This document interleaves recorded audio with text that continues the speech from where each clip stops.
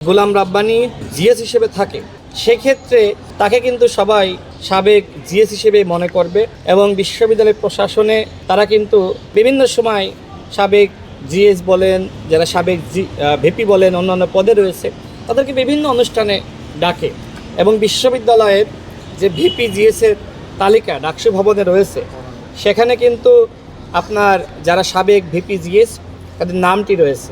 তো আপনারা কি চান যে এই ধরনের একজন সন্ত্রাসী, যিনি অবৈধভাবে ডাকসুর জিএস নির্বাচিত হয়েছিলেন, তিনি তো শিক্ষার্থীদের ভোটে নির্বাচিত হননি। একদিকে তিনি তার ছাত্রত্ব অবৈধভাবে নিয়েছিলেন, অন্যদিকে তাকে অবৈধভাবে ঘোষণা করা হয়েছিল।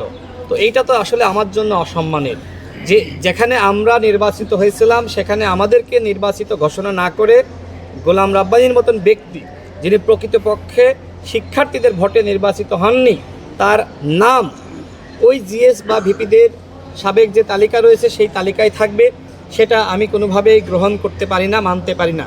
এই জায়গা থেকে আমি আবেদন করেছিলাম তদন্ত কমিটি, তারা তথ্য প্রমাণের ভিত্তিতে তারা সিদ্ধান্ত নিয়েছে যে গোলাম রাব্বানী তিনি অবৈধভাবে ভর্তি হয়েছিলেন এবং তার জিএস নির্বাচিত হওয়ার প্রক্রিয়াটি এটি ছিল অবৈধ। তার মানে কি? তার মানে তদন্ত কমিটি তারা তথ্যপত্রের ভিত্তিতেই তারা এই সিদ্ধান্তে উপনীত হয়েছে যে গোলাম রাব্বানী তিনি অবৈধভাবে ভর্তি হয়েছিলেন এবং তার ডাকসু পদ এটিও ছিল অবৈধ। তো এই অবৈধ ব্যক্তির জিএস পদ তো থাকতে পারে না। সেক্ষেত্রে কি হবে?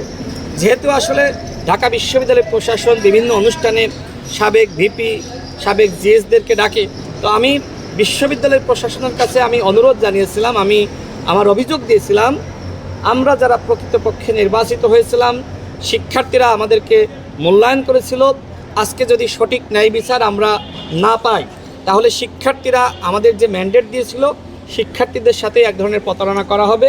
সুতরাং আমাদেরকে অবশ্যই মূল্যায়ন করা উচিত। মানে অন্তত এই বিষয়টি যদি একটা দৃষ্টান্ত হিসেবে উত্থাপিত হয় যে এত বছর পরেও গোলাম রাব্বানীর জিএস পদ বাতিল হয়েছে এবং যারা প্রকৃতপক্ষে নির্বাচিত হয়েছিল তাদেরকে বিশ্ববিদ্যালয় প্রশাসন মূল্যায়িত করেছে, এর মাধ্যমে বিশ্ববিদ্যালয় প্রশাসনের উপরে শিক্ষার্থীদের, আমাদের শিক্ষকদের, সারা বাংলাদেশের মানুষের এক ধরনের আস্থার জায়গা তৈরি হবে। আমি মনে করি আপনারা সাংবাদিক ভাইয়েরা, আপনারাও চান যারা অন্যায় করেছে তাদের বিচার হতে হবে। আর সেই বিচারটা কি? যেহেতু অবৈধভাবে গোলাম রাব্বানী ডাকসুর জিএস নির্বাচিত হয়েছিল, সেক্ষেত্রে তার বিচারটা হলো, যেহেতু সে ভারতে পালিয়ে আছে, বিচারটা হলো যে তার পদ বাতিল করা, তার অবৈধ ছাত্রত্ব বাতিল করা, এবং এটিই ন্যায় বিচার।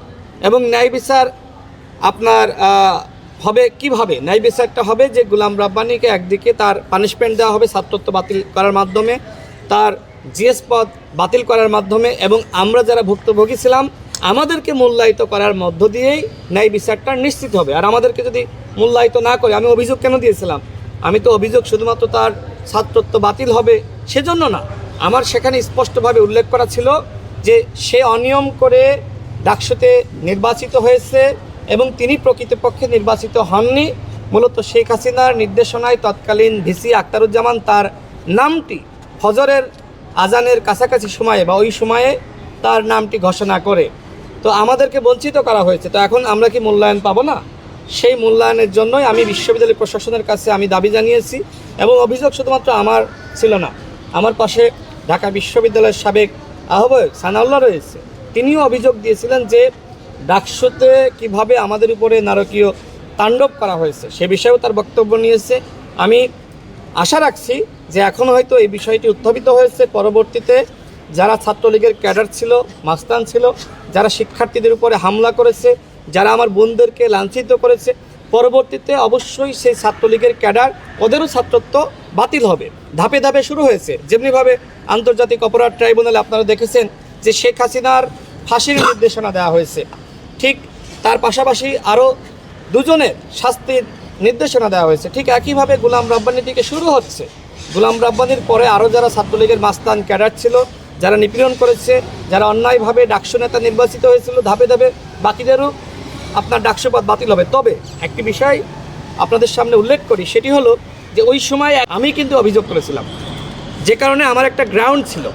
পরবর্তীতে অভিযোগ করার ক্ষেত্রে তো একটা গ্রাউন্ড লাগবে, তাই না? এত বছরের ঘটনা, আমার একটা গ্রাউন্ড ছিল। আমি যেহেতু সেই সময় অভিযোগ দাখিল করেছিলাম, আমি সেই সময় সমাধান পাইনি, ওই অভিযোগের উপর ভিত্তি করে বা ওই গ্রাউন্ডের উপর ভিত্তি করে আমি পরবর্তীতে এই বর্তমান প্রশাসনের কাছে আমি অভিযোগ দাখিল করেছি। সভা চলছে, আপনারা সাংবাদিক ভাইয়েরা, আমি মনে করি যে আপনারা অপেক্ষা করবেন, চূড়ান্ত কী সিদ্ধান্ত হয় সেটি জেনে আপনারা যাবেন।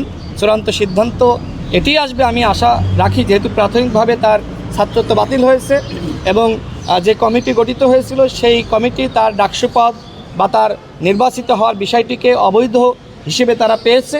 তো সেক্ষেত্রে আমি মনে করি অবশ্যই আজকের এই সভায় চূড়ান্ত সিদ্ধান্ত আসবে, তার ছাত্রত্ব বাতিল, তার ডাকসু পদ বাতিল এবং আমাদেরকে মূল্যায়ন করার বিষয়টি অবশ্যই আলোচনায় আসবে।